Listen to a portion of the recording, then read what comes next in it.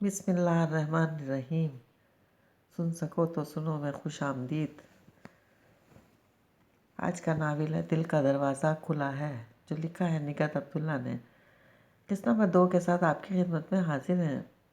اگر آپ نے ابھی تک ہمارا چینل سبسکرائب نہیں کیا تو ہمارے چینل کو سبسکرائب کریں، بیل آئیکن کو پریس کرنا مت بھولیے گا تاکہ آنے والی تمام ایک ساتھ تمام ناولز آپ کو بر وقت ملتے رہیں۔ شکریہ۔ ناول آپ کو کیسا لگ رہا ہے اس بارے میں ہمیں کامنٹ سیکشن میں ضرور بتائیے گا، کیونکہ ہیرا اور سیما کہیں نہ کہیں منسوب تھیں، اس لیے غزنوی کی فوری شادی ممکن نہیں ہو سکی۔ اب سمیرا کی شادی کے بعد ہی بڑی اماں نے ان کے لیے لڑکی دیکھنی تھی۔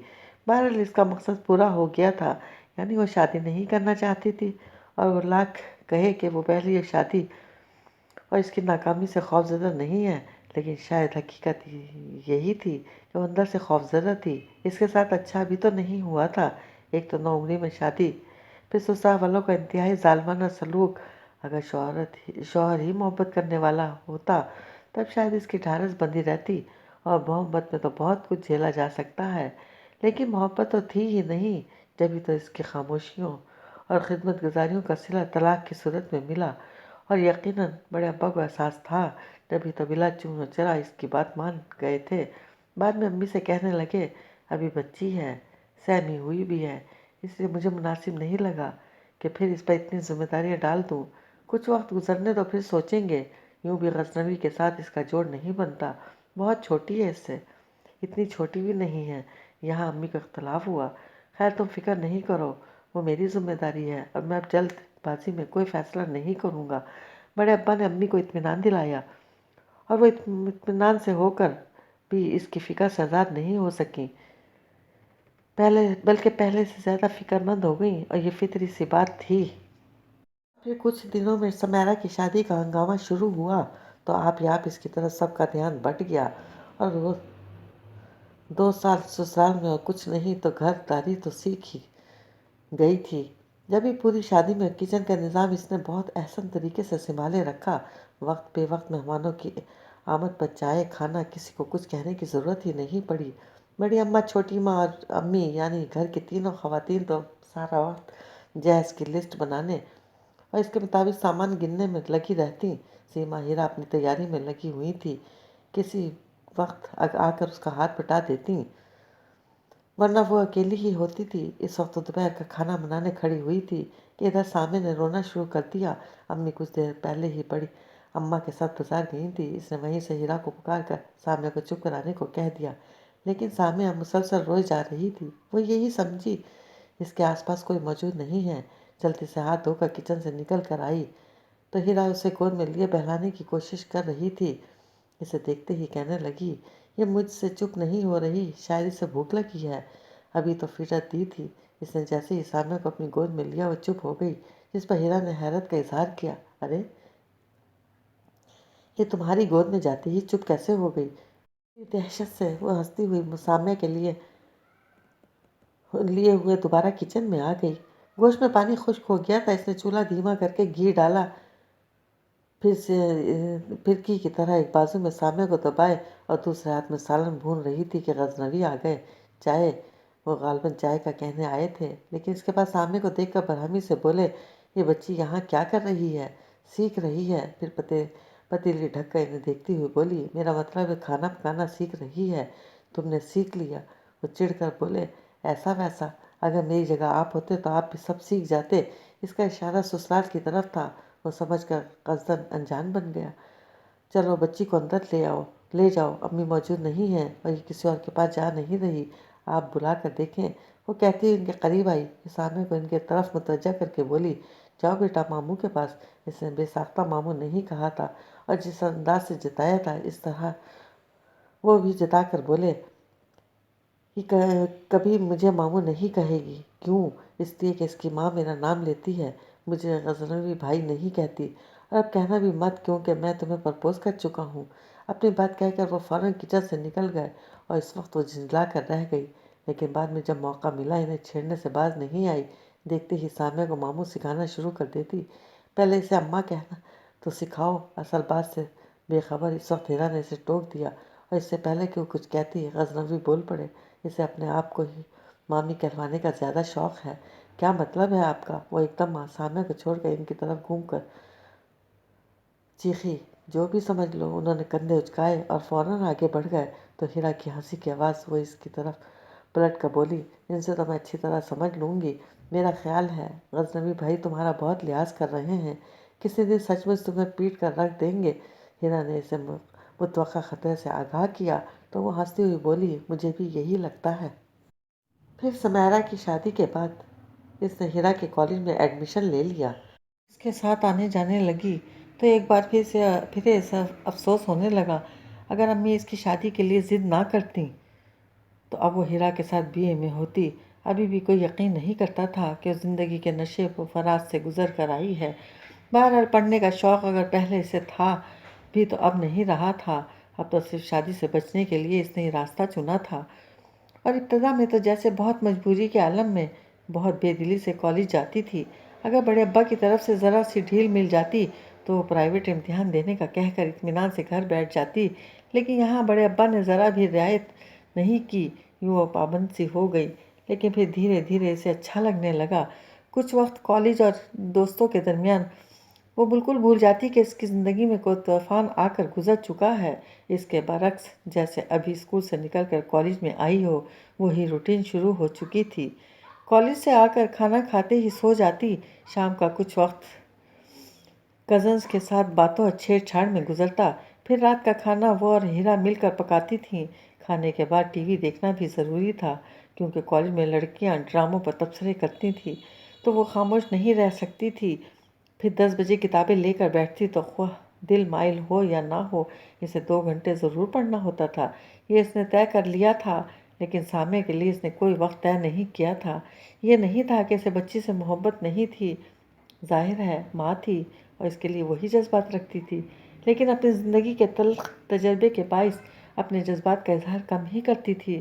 دوسرے سامع اس سے زیادہ امی سے مانوس تھی، اب تو سوتی بھی انہی کے ساتھ تھی۔ جب اس کی طرف سے وہ اطمینان سے ہونے کے ساتھ کچھ لاپرواہ بھی ہو گئی تھی۔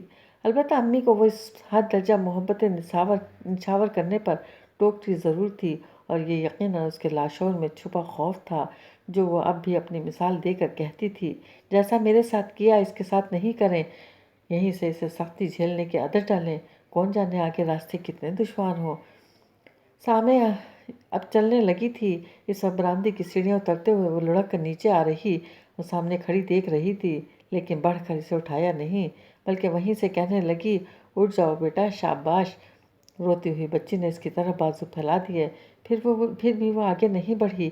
تب ہی غزنوی کمرے سے نکل کر آئے تو پہلے انہوں نے بے اختیار بچی کو اٹھایا، پھر اسے دیکھ کر کس قدر سختی سے بولے، ہیرا تمہیں ظالم ماں ٹھیک کہتی ہے۔ اس نے بجائے احتجاج کرنے کے لاپرواہی سے کندھے اچکائے، پھر پوچھنے لگی، اور آپ کیا کہتے ہیں؟ غزنوی بچی کو چپ کرانے میں لگے ہوئے تھے، یوں بھی اب وہ اس سے زیادہ بات نہیں کرتے تھے، ابھی بھی انسنی کر گئے تو وہ ان کے پاس آ کر ایک طرح سے اپنا ہاتھ جتا کر بولی، لائیے میری بیٹی کو مجھے دیں۔ تمہاری بیٹی؟ انہوں نے کڑی نظروں سے اسے دیکھا، پھر کہنے لگے، بلا کر دیکھو، اگر یہ تمہارے پاس آ گئی تو مان لوں گا کہ یہ صرف تمہاری بیٹی ہے۔ چیلنج کر رہے ہیں؟ ہاں۔ انہوں نے اپنے کندھے سے لگی سامع کو چہرہ اس کی طرف موڑا تو فوراً اس کی طرف ہاتھ پھیلا کر بولی، آؤ سامعہ، میرے پاس آؤ، میری گڑیا، میری بیٹی، آؤ شاباش۔ وہ جتنا اسے پچکار رہی تھی، بچی اسی قدر غزنوی کے گلے میں بازو ڈال کر جیسے ان میں چھپنے کی کوشش کر رہی تھی، یہاں تک کہ 1-2 بار غزنوی نے بھی بچی سے اس کے پاس جانے کو کہا، لیکن وہ ان سے الگ ہونے کو تیار ہی نہیں ہوئی، جبکہ وہ لہجے میں زمانے بھر کی مٹھاس اور پیار سمو کر بلا رہی تھی۔ پھر دھیرے دھیرے اس پر جھنجھلاہٹ سوار ہونے لگی، اس کے بعد غصہ۔ بچی کو آنکھیں دکھا کر بولی، میرے پاس آؤ ورنہ بس۔ غزنوی نے ہاتھ اٹھا کر اسے ٹوک دیا اور مزید کچھ جتائے بغیر بچی کو لیے ہوئے باہر نکل گئے۔ تو کچھ دیر تک وہ ان کے پیچھے نظر جمائے کھڑی رہی، پھر اپنے آپ دانت پیس کر بڑبڑا رہی تھی کہ ہیرا کو دیکھ کر فوراً اس سے کہنے لگی، سنو، یہ سب ٹھیک نہیں ہو رہا۔ کیا ٹھیک نہیں ہو رہا؟ ہیرا نے ادھر ادھر دیکھا اور کسی کو موجود نہ پا کر نظریں اس پر جمائیں تو اس طرح غصے سے بولی، سامعہ کو مجھ سے متنفر کیا جا رہا ہے۔ ہیرا بے ساختہ ہنس پڑی، جس پر مزید دل ملا گئی۔ اس میں ہنسنے کی کیا بات ہے؟ واقعی یہ تو سوچنے کی بات ہے، کون متنفر کر رہا ہے اسے تم سے؟ ہیرا نے بمشکل ہنسی روک کر پوچھا۔ تم سب اس سازش میں شریک ہو؟ کیا کہا؟ ٹھیک کہہ رہی ہوں میں، سامنے کے سامنے تم لوگ مجھے ظالم اور نہ جانے کیا کیا کہتے ہو، اور وہ ڈر سے میرے پاس آتی ہی نہیں، تمہاری حرکتوں کی وجہ سے نہیں آتی۔ ہیرا اس کی بات پر چڑھ کر بولی، کیا مطلب ہے تمہارا؟ سیدھی سی بات ہے، بچے صرف پیار کی زبان سمجھتے ہیں۔ میں اس سے پیار نہیں کرتی کیا؟ ضرور کرتی ہو، لیکن اظہار نہیں کرتی۔ اس کے برعکس اپنے سارے تلخ تجربات اسی وقت اسے گھول کر پلا دینا چاہتی ہو، اور ٹوکنے پر دھڑلے سے کہتی ہو کہ یہ اسی وقت سے سیکھے گی۔ یعنی 1.5 سال کی بچی کو تم زمانے کی اونچ نیچ سمجھانا چاہتی ہو؟ بس کرو نومیہ، اتنا ظلم مت کرو۔ ہیرا کے لہجے میں دکھ کے ساتھ تعصب بھی تھا۔ پھر کہنے لگی، مجھے افسوس ہوا تمہاری بات پر، سامعہ کو تم سے متنفر کر کے کسی کو کیا ملے گا؟ بتاؤ۔ ہیرا کی سوالیہ نظروں کے جواب میں وہ جذبت سی ہو کر نظریں چرا گئی، لیکن اپنی عظیم غلطی تسلیم نہیں کی۔ پھر کتنے بہت سارے دن گزر گئے۔ ہو سکتا ہے ہیرا کی باتوں کو کچھ وقت اس نے سوچا ہو، لیکن اس پر اثر کچھ نہیں ہوا، شاید اس لیے کہ وہ کچھ اس پر بیتا تھا۔ اس کے نقوش گہرے تھے، بلانا چاہتی بھی تو نہیں بھول سکتی تھی۔ پھر اس کے دماغ میں یہ بات بھی بیٹھ گئی تھی کہ امی نے اسے کچھ نہیں سکھایا تھا۔ اگر زمانے کی اونچ نیچ سکھائی ہوتی، کچھ سختیاں جھیلنے کی عادت ڈالی ہوتی، تو وہ حالات سے لڑ سکتی تھی۔ سسرال والے یوں اسے باہر نہ کرتے، اور اپنی اسی سوچ کے برعکس کسی کوئی بات ماننے کو تیار نہیں تھی۔ اور غزنوی کے چیلنج اور اس کے بعد ہیرا کی باتوں کے بعد سے اب وہ یہ کوشش بھی کرنے لگی تھی کہ سامعہ کو کسی کے پاس نہ جانے دے، یعنی اس کے خیال میں اتنا لاڈ پیار بچی کے لیے نقصان دہ تھا۔ براہ راست تو کسی کو منع نہیں کر سکتی تھی، بس بہانے سے سامعہ کو بلا لیتی، لیکن زیادہ دیر تک وہ سامعہ کو اپنے پاس نہیں بٹھا سکتی تھی، کیونکہ اس گھر میں ایک وہی چھوٹی بچی تھی، اس لیے سب کی توجہ کا مرکز ہی تھی۔ جس وقت جو فارغ ہوتا، سامعہ پکارتا چلا آتا، یہاں تک کہ بڑے ابا اور چھوٹے ابا بھی گھر میں داخل ہوتے ہی پہلے سامعہ کو پکارتے، اور وہ کس کس کو منع کرتی۔ اس وقت وہ کالج سے لوٹی تھی۔ کھانے کے بعد جب سونے لگی تو سامعہ کو زبردستی اپنے ساتھ لٹا کر تھپک تھپک کر سلانے لگی۔ امی نے دیکھا تو ٹوکتے ہوئے بولی، کیوں زبردستی سلا رہی ہو؟ ابھی کچھ دیر پہلے ہی تو سو کر اٹھی ہے، لاؤ مجھے دے دو۔ نہیں، سو جائے گی۔ وہ سامعہ کو اور زور سے تھپکتے ہوئے کہنے لگی، آئندہ اسے بے وقت نہیں سلایا کریں، میرے ساتھ سوئے گی اور میرے ساتھ اٹھے گی، بچوں کے سونے جاگنے کا کوئی وقت نہیں ہوتا۔ امی نے کہتے ہوئے سامعہ کو زبردستی اس کے پاس سے اٹھا لیا، پھر کمرے سے نکلتے ہوئے بولی، تم سو آرام سے۔ ہوں، آرام سے، اس نے بڑبڑاتے ہوئے کروٹ بدل لی۔ پھر شام میں سو کر اٹھی تو امی عصر کی نماز پڑھ رہی تھی۔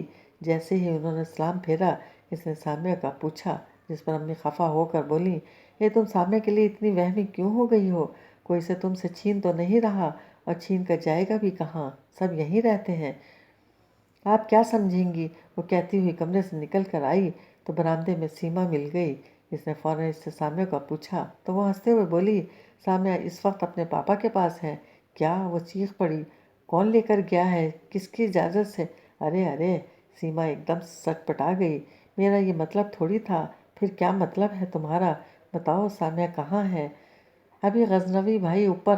بات ابھی سیما کے ہونٹوں میں تھی کہ اس نے زینے کی طرف دوڑ لگا دی اور دو سیڑھیاں پھلانگتی ہوئی اوپر آئی۔ اصل میں وہ سیما کی پہلی بات سے پریشان ہو گئی تھی کہ سامعہ اپنے پاپا کے پاس ہے۔ پتہ نہیں اس نے ایسا مذاق کیوں کیا تھا۔ اس کی بہرحال جان پر بن آئی تھی۔ پھولی ہوئی سانس کے ساتھ غزنوی کے کمرے میں داخل ہوئی اور سامعہ کو ان کی گود سے جھپٹ کر اپنے سینے میں زور سے بھینچتی ہوئی گویا اس کے ہونے کا یقین کرنے لگی، جبکہ بچی اس کے بازو سے کے تنگ حلقے میں رونے لگی تھی۔ جب اس نے خود کو یقین دلا کر آنکھیں کھولیں تب غزنوی پوچھنے لگے، کیا بات ہے؟ اتنی پریشان کیوں ہو رہی ہو؟ وہ ابھی کچھ کہنا چاہتی تھی کہ روتی ہوئی سامعہ غزنوی کی طرف بازو پھیلا کر بولی، پاپا پاپا پاپا۔ ہونٹوں کی بے آواز جنبش کے ساتھ اس نے حیران ہو کر سامعہ کو، پھر غزنوی کو دیکھا اور سیما کی بات سمجھتے ہوئے پوچھنے لگی، اسے پاپا کہنا کس نے سکھایا؟ میں نے۔ تمہیں کوئی اعتراض ہے کیا؟ انہوں نے جواب کے ساتھ ہی سوال کر دیا تو سامعہ کو ان کی گود میں ڈالتے ہوئے بولی، لیکن آپ اس کے پاپا کبھی نہیں بن سکتے۔ اس کے ساتھ ہی جانے لگی کہ وہ वो पुकार कर बोले, सुनो, हक़ाइक़ से नज़र चुराना बुज़दिली है। अपने साथ साथ तुम इस बच्ची पर भी जुल्म कर रही हो। खिलाफ तवक्का वो कुछ नहीं बोली और एक नज़र इन पर डालकर फ़ौरन कमरे से निकल गई। तो कुछ देर तक गज़नवी इसकी खामोशी को सोचते रहे, लेकिन कोई मानी नहीं पहना सके, क्योंकि इसका कुछ पता नहीं चलता था। अभी अगर खामोश हो गई थी तो कुछ देर बाद बाकायदा इनके खिलाफ महाज खोल कर खड़ी हो सकती थी, और वो इसी बात से चिढ़ते थे कि किसी का लिहाज ही नहीं करती थी। किसी किसी वक्त इसका दिल चाहता था सबके दरमियान इसके मुंह पर ज़ोरदार थप्पड़ दे मारे कि वो फिर पहले जैसी हो जाए जैसी शादी से पहले हुआ करती थी। लेकिन फिर वो अपने आप को टोक कर समझाते थे कि ठीक तो है, इस कमज़ोर सी लड़की ने क्या पाया, अब कम अज़ कम अपने लिए लड़ तो सकती है, और हो सकता है कभी अपने लिए मस्बत अंदाज में सोचना शुरू कर दे। अभी तो पता नहीं क्या सोचे हुई है। बहरहाल ये भी गनीमत था कि सामिया को इसने पापा कहने से मना नहीं किया था। हिना ने ग्रेजुएशन कर लिया तो एक बार फिर घर में शादी के तस्करे होने लगे। शायद छोटे अब्बा इसी इंतज़ार में थे। 3-4 माह पहले जब सीमा के मामू ने शादी पर इसरार किया तो उन्होंने यही कहा था कि चंद महीनों की बात है, हीरा ग्रेजुएशन कर ले, फिर दोनों बेटियों की एक साथ शादी करेंगे। इधर बड़े अब्बा भी गजनवी और तैमूर के साथ एक साथ करना चाहते थे, लेकिन गजनवी का फिर वही मसला था। गो के सुमेरा की शादी के बाद से बड़ी अम्मा ने इनके लिए काफ़ी लड़कियां देखी थी, और 2-1 तो इन्हें पसंद भी थीं, लेकिन गजनवी किसी के लिए हामी नहीं भर रहे थे और साफ मना भी नहीं करते थे। अभी भी बड़ी अम्मा के पूछने पर कहने लगे, जल्दी क्या है, हर काम अपने वक्त पर होता है, जब मेरी शादी का वक्त होगा हो जाएगी। अभी तो आप तैमूर की करें। तैमूर की तो कर ही रहे हैं, लेकिन मुझे तुम्हारी फिक्र है। इस घर में तुम सबसे बड़े हो और इस हिसाब से सबसे पहले तुम्हारी शादी होनी चाहिए थी। बड़ी अम्मा ने इन्हें बड़े होने का एहसास भी दिलाया, जिस पर बड़े आराम से तायीद करते हुए बोले, ठीक कहा आपने, लेकिन आप ही लोगों ने उल्टा चक्कर चलाया। यानी जो सबसे छोटी थी पहले इसकी शादी करती तो अब इसी तरतीब से चलें, और इस हिसाब से मेरी बारी सबसे आखिर में आएगी। क्या फजूल बात कर रहे हो, हम में से कोई भी नोमिया की शादी के हक़ में नहीं था। बच्ची की उम्र ही क्या थी, लेकिन इसकी माँ कुछ भी था, शादी तो हुई ना इसकी। वो टोक कर बोले तो बड़ी अम्मा कुछ देर तक पुरसुस अंदाज में इन्हें देखती रहीं, फिर कहने लगी, जब वो लड़की मानती ही नहीं तो हम क्या करें, ज़बरदस्ती तो कर नहीं सकते। अलबत्ता इस वक्त हो सकती थी जब तुम बाहर जा रहे थे, अगर इशारतन भी कह देते तो हम इस वक्त तुम्हारा इसके साथ निकाह कर देते, शादी तुम्हारे आने पर हो जाती। इस वक्त मेरे दिल में ऐसा कोई ख्याल नहीं था। वो साफ गोई से बोले, फिर फ़ौरन मौजू बदलते हुए कहने लगे, समेरा को कुछ दिनों के लिए बुला लीजिए, कितना काम बढ़ जाएगा, कुछ आपका हाथ भी बटा देगी। हाँ, मैं भी यही सोच रही हूँ, कहिए तो ले आऊँ।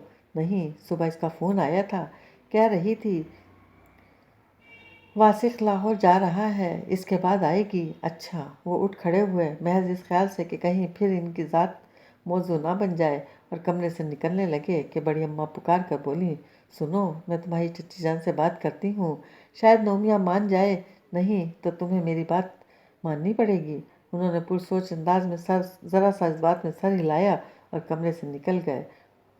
और अम्मी तो खुद दिल से यही चाहती थीं, बल्कि इनके नज़दीक ये तो नोमिया की इंतहाई खुश नसीबी थी, वरना एक तलाक याफ्ता और बेबच्ची की माँ को कौन कबूल करता है। पता नहीं नोमिया इस हकीकत को क्यों नहीं समझ रही थी। इस बार उन्होंने कुछ सख्ती से काम लेकर इसे समझाने की कोशिश की तो वो चीख पड़ी, मुझे शादी ही नहीं करनी, गजनवी से तो ना किसी और से। आप क्यों ख्वाह मुझे ये बावर कराने की कोशिश कर रही हैं कि कोई और मुझे कबूल नहीं करेगा। लेकिन बेटा, गजनवी तो पूरे खलूस से, नहीं चाहिए मुझे किसी का खलूस। आखिर आपकी समझ में मेरी बात क्यों नहीं आ रही, बार बार मेरे मुंह से इनकार क्यों सुनना चाहती हैं। इनकार ही तो नहीं सुनना चाहती। अम्मी की आजिज़ी से कहने पर वो कुछ नरम पड़कर इनके पास आ गई। आप ये मौजू छेड़ती हैं, जब एक बार मैं मना कर चुकी हूँ तो दोबारा ये सवाल क्यों उठता है। मैं अब आखिरी बार आपसे कह रही हूँ कि मुझे शादी नहीं करनी। सारी ज़िंदगी ऐसे कैसे गुजारोगी बेटा, आपने कैसे गुजारी। वो फ़ौरन बोल पड़ी, अब ये मत कह दीजिएगा कि आपकी बात और थी, यही हालात आपके भी थे, और मैं भी आपकी बेटी हूँ। मेरी बेटी होने का ये मतलब नहीं कि तुम मेरे ही रास्ते पर चलो, बड़ा कठिन रास्ता है। جانتی ہوں اس نے پتہ نہیں کس حساب سے دعویٰ کیا اور فوراً ان کے پاس سے اٹھ گئی تھی۔ پھر کتنے چکر اوپر کے لگا ڈالے لیکن غزنوی سے سامنا نہیں ہوا۔ پتہ نہیں کہاں چلے گئے تھے، اور ہمیشہ تو وہ کہیں سے بھی انہیں پکار لیتی یا بڑے آرام سے کسی سے بھی پوچھ لیتی، لیکن اس وقت پتہ نہیں کیا بات تھی۔ وہ بڑی اماں کے پاس آئی تھی لیکن ان کے بارے میں نہیں پوچھ سکی۔ رات کے کھانے پر بھی وہ نظر نہیں آئے۔ اس کے بعد معمول سے زیادہ وقت اس نے ٹی وی لاؤنج میں گزارا۔ جب امی سامیہ کو لے کر سو گئیں تب بھی وہ اپنی کتابیں لے کر لاؤنج میں آ بیٹھی تھی، کیونکہ غزنوی کو یہیں سے گزر کر جانا تھا۔ وہ ان سے اسی وقت بات کرنا چاہتی تھی۔ 11 بج رہے تھے جب وہ آئے، اور کیونکہ اسی کا انتظار کر رہی تھی اس لیے دیکھتے ہی بے اختیار پوچھ بیٹھی، کہاں چلے گئے تھے آپ؟ کیوں؟ انہوں نے رک کر سوالیہ نظروں سے دیکھا تو بس ایک لہجے کو سٹپٹائی، پھر فوراً اپنے مخصوص انداز میں بولی، کیوں کا کیا مطلب ہے؟ جب ہی تو پوچھ رہا ہوں، کیا مطلب؟ وہ براہ راست ان کی آنکھوں میں دیکھنے لگی تو وہ چند قدم آگے آ کر بولے، پہلے تو تم نے کبھی نہیں پوچھا، میں کہیں بھی گیا، کسی وقت بھی آیا، اب پوچھ کر گناہ گار ہو گئی ہوں کیا؟ نہیں، وہ حقیقتاً جھنجلا گئے کیونکہ وہ جاننا چاہ رہے تھے، جان نہیں پائے، اور وہ بڑے آرام سے کتابیں ایک طرف رکھ کر اٹھ کھڑی ہوئی، پھر انہیں دیکھ کر بولی، خواہ مخواہ کیوں لج رہے ہیں؟ سیدھی سی بات ہے، میں آپ کا انتظار کر رہی تھی کیونکہ مجھے آپ سے کچھ بات کرنی ہے۔ یہیں بیٹھیں گے یا میرے کمرے میں آؤ؟ وہ کہتے ہوئے آگے بڑھ گئے اور ان کے پیچھے سیڑھیاں چڑھتے ہوئے اسے اور کچھ نہیں سوجا تو دھیرے دھیرے گنگنانے لگی۔ کوئی اوٹ پٹانگ قسم کا گیت تھا۔ جب بھی انہوں نے توجہ نہیں دی بلکہ آخر میں کئی سیڑھیاں ایک ساتھ پھلانگ گئے، اپنے کمرے میں آ کر لائٹ آن کی، پھر بیٹھ کر شوز اتار رہے تھے تب وہ داخل ہو کر پوچھنے لگی، کھانا کھائیں گے؟ نہیں، میں ایک دوست کے ہاں گیا ہوا تھا، اس کی بیوی بہاری کباب بہت اچھے بناتی ہے، تو ابھی آپ بہاری کباب کھا کر آ رہے ہیں، وہ بھی دوست کی بیوی کے ہاتھ کے۔ پھر تعصب بھری ہمدردیاں ظاہر کرتی ہوئی بولی، ظاہر ہے اپنی بیوی تو ہے نہیں، دوستوں کی بیویاں ہی دیکھو۔ میں اس وقت کوئی فضول بات سننے کے موڈ میں نہیں ہوں، تمہیں اگر اسی قسم کی بکواس کرنی ہے تو فوراً چلی جاؤ۔ وہ ٹوکتے ہوئے اٹھ کر واش روم میں چلے گئے۔ منہ ہاتھ دھو کر واپس آئے تو وہ اسی طرح بیٹھی تھی اور وہ چاہنے کے باوجود نظر انداز نہیں کر سکے۔ بیٹھتے ہی پوچھنے لگے، کیا بات ہے؟ کچھ پریشان ہو؟ ہاں، اور میری پریشانی کا سبب آپ ہیں۔ وہ بغیر کسی لحاظ کے ایک دم سے انہیں کٹہرے میں کھینچ لائی، کیا آپ نے مجھے اپنی ضد بنا لیا ہے کہ ہر صورت مجھ سے شادی کریں گے؟ کیوں؟ ضد تو واقعی ہو گئی ہے مجھے، لیکن میری ضد تم نہیں ہو، انہوں نے رسان سے جواب دیا، اور وہ بالکل نہیں سمجھی۔ کیا مطلب آپ کا؟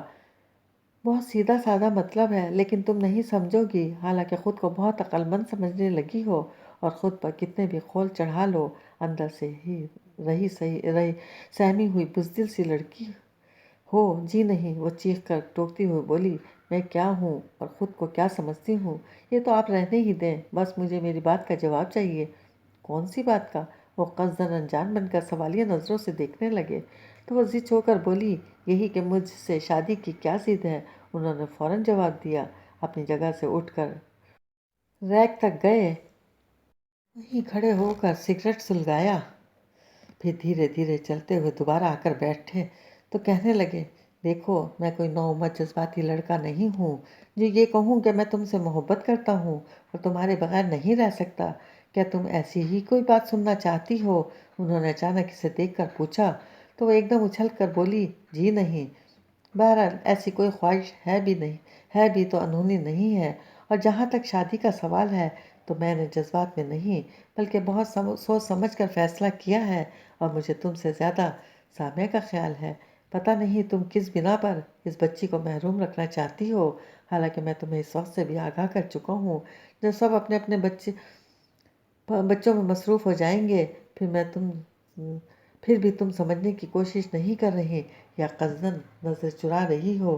کچھ بھی ہے، تمہاری ضد نہ صرف بچی بلکہ خود تمہارے حق میں بھی ٹھیک نہیں ہے۔ قدرے توقف سے پھر کہنے لگے، تم ابھی کم عمر ہو، نادان ہو، میں نہیں چاہتا کہ چند سال بعد احساس ہونے پر تمہارے پاس سوائے پچھتاووں کے اور کچھ نہ ہو۔ ابھی وقت تمہاری دسترس میں ہے، سامیہ کو باپ کی اور تمہیں صاحبان کی ضرورت ہے۔ اس حقیقت سے انکار کر کے وقت کو مت گنواؤ۔ وہ جس خاموشی سے انہیں سن رہی تھی اس سے وہ یہی سمجھے کہ قائل ہو رہی ہے۔ جب یہ آخر میں پر امید نظروں سے اسے دیکھنے لگے تو وہ گہری سانس سینے کے اندر روک کر پرسوچ انداز میں بولی، سامیہ کو باپ کی اور مجھے صاحبان کی ضرورت ہے، یہی کہا نا آپ نے؟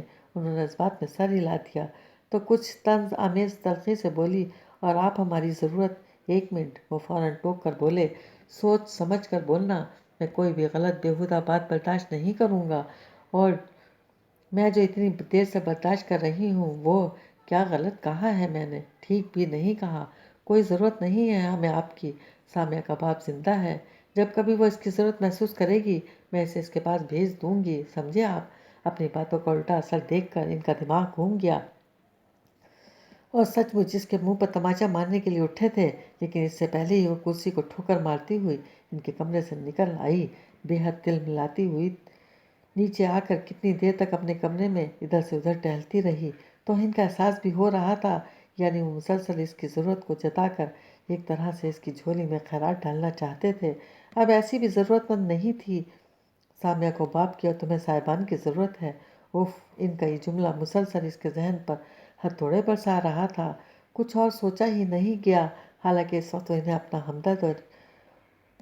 ہمدم جان کر ان کے پاس گئی تھی تاکہ انہیں بتا سکے کہ جن آنے والے وقتوں کی وہ نشاندہی کرتے ہیں ان سے وہ خود آگاہ ہے، اور یہ بھی جانتی ہے کہ زمانہ بدل گیا ہے، جیسا کہ انہوں نے کہا تھا، زمانہ بدل گیا ہے۔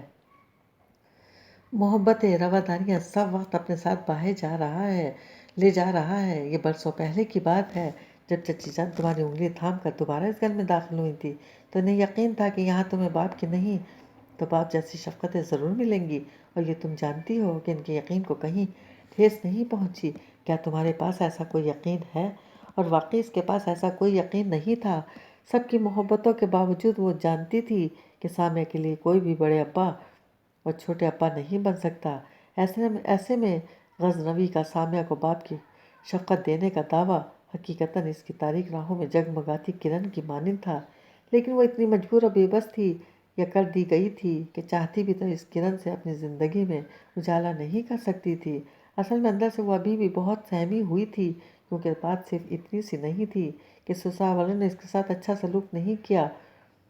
وہ سارے ظلم و زیادتیاں بھلا سکتی تھی، لیکن ان کے مظالم کی حدود ختم نہیں ہو گئی تھی، بلکہ آگے بھی انہوں نے اس کے لیے زندگی کے راستے بند کر دیے تھے کہ اسے گھر سے نکالتے ہوئے اس کے شوہر عارف نے اس سے ایک سادہ اسٹامپ پیپر سائن لے کر پھر اس کے اوپر یہ تحریر لکھی تھی کہ اگر وہ دوسری شادی کر لے گی تو سامیہ پر اس کا کوئی حق نہیں ہوگا، اور وہ اپنے سارے حقوق چھوڑ سکتی تھی، لیکن سامیہ سے دوری کا تصور یہ سوہان روح تھا۔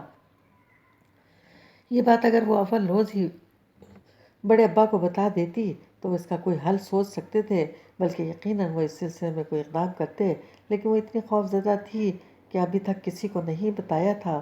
غزنوی ٹھیک کہتے تھے کہ وہ خود پر کتنے بھی خول چڑھا لے، اندر سے وہی سہمی ہوئی بزدل سی لڑکی ہے، اور اس بزدل لڑکی کو بس یہی خوف تھا کہ عارف سامیہ کو اس سے چھین نہ لے۔ جب یہ آنے والے وقتوں سے آگہی کے باوجود شادی سے انکاری تھی، اور بار بار انکار کے بعد بھی جب اس نے دیکھا کہ غزنوی اپنی ضد پر قائم ہے اور سامیہ کو بھی انہوں نے خود سے بہت مانوس کر لیا ہے، تب ان ساری باتوں کے پیچھے کسی بے نام جذبے کا گمان ہوتے ہی اس نے سوچا تھا کہ وہ غزنوی کو اپنے انکار کی اصل وجہ بتا کر پوچھے گی کیا وہ اس کے لیے کیا کر سکتے ہیں، لیکن انہوں نے صرف اس کی ضرورت کو جتا کر حقیقتاً اسے مایوس کر دیا تھا۔ زندگی بھر کا بندھن اگر صرف ضرورت کی بنیاد پر نبھایا جا سکتا ہے تو وہ عارف کے پاؤں پڑ کر اس کی منتیں کر لیتی کہ وہ اسے اپنے در پر پڑا رہنے دے۔ کاش غزنوی کوئی اور تعلق ظاہر کرتے، گہری نہ سہی تھوڑی سی وابستگی، تب وہ انہیں اپنے خوف سے آگاہ کر کے خود اطمینان سے ہو جاتی، اور مطمئن تو دور کی بات، انہوں نے اس کا اپنی ذات پر مان بھی چھین لیا تھا، اسے ضرورت مند کہہ کر، جس سے وہ اس بری طرح دل میں لائی ہوئی تھی کہ اگلے روز عین اس وقت جب سامیہ پاپا پاپا پکارتی ہوئی ان کی طرف بڑھ رہی تھی، اس نے درمیان میں آ کر بچی کے پھول سے رخسار پر زوردار تھپڑ دے مارا اور دانت پیس کر بولی، یہ تمہارے پاپا نہیں ہیں۔ سامیہ اس کے تھپڑ سے دور جا گری تھی اور ظاہر ہے بلبلا کر رو رہی تھی، جبکہ غزنوی بس ایک پل کو سناٹے میں آئے پھر اس پر برس پڑے۔ پاگل ہو گئی ہو کیا؟ اتنی سی بچی کو مارتے ہوئے شرم نہیں آتی؟ मैं तुम्हारे हाथ तोड़ दूंगा। इसके साथ ही उन्होंने साम्या को उठाना चाहा, लेकिन इससे पहले ही इसने बच्ची को कलाई से पकड़कर अपनी तरफ घसीट लिया, जिससे वो और ज़्यादा रोने लगी। क्या बात है? इधर से अम्मी, उधर से बड़ी माँ और बारी बारी सब निकल कर आ गए तो इसने एक हंगामा खड़ा कर दिया। मेरी बच्ची है, मैं इसे मारूं या प्यार करूं, कोई नहीं रोक सकता मुझे। और बड़ी अम्मा पूछें गजनवी से, कौन होते हैं मेरे हाथ तोड़ने वाले? बड़ी अम्मा ने गजनवी को देखा तो वो भी गुस्से से बोला, बिल्कुल, मैं इसके हाथ तोड़ दूंगा। अगर आइंदा इसने सामिया को मारा तो मारूंगी। नोमिया, बड़ी माँ ने तंबी ही लहजे में इसे टोका, क्यों मारोगी इतनी सी बच्ची? मार खाने के लायक है। आपको नहीं पता बड़ी अम्मा, ये बहुत बदतमीज़ हो गई है। इसकी बात पर जहाँ गजनवी ने हूँ के अंदाज में सर झटका, वहाँ हीरा और सीमा मुंह पर हाथ रखकर हंसने लगी। तो बेटा प्यार से समझाओ, मारने से तो ठीक हो जाएगी, बड़ी अम्मा ने कहा। तो गजनवी एहतजाज करते हुए बोले, क्या बात करती हैं अम्मा, ये 2 साल की बच्ची क्या बदतमीजी कर सकती है? अभी तो इसे किसी बात की समझ ही नहीं है। मुझे तो है, वो फौरन बोल पड़ी। और इससे पहले कि गजनवी इसका मजाक उड़ाते, वो इन्हें देख कर कहने लगी, और आपको भी समझना चाहिए कि अभी तो ये नासमझी में आपको पापा कह रही है, और जब इसे मालूम होगा कि आप इसके पापा नहीं हैं तो इस वक्त इसकी क्या हालत होगी। नॉनसेंस। गजनवी ख़वातीन की मौजूदगी में चकरा गए और इसकी बदलिहाजी से तिल मिलाते हुए बाहर निकल गए। तब छोटी माँ इसके करीब आकर बोली, बेटा इसलिए तो हम तुम्हें शादी पर जोर दे रहे हैं। उफ, ये हर बात की तान मेरी शादी पर क्यों टूटती है? मुझे नहीं करनी शादी वादी, वो चिढ़कर बोली और साम्या को अम्मी की गोद में डालकर अपने कमरे में चली गई। तो बड़ी अम्मा ने अम्मी को यूं देखा जैसे कह रही हो कि बस अब बात ख़त्म हो गई।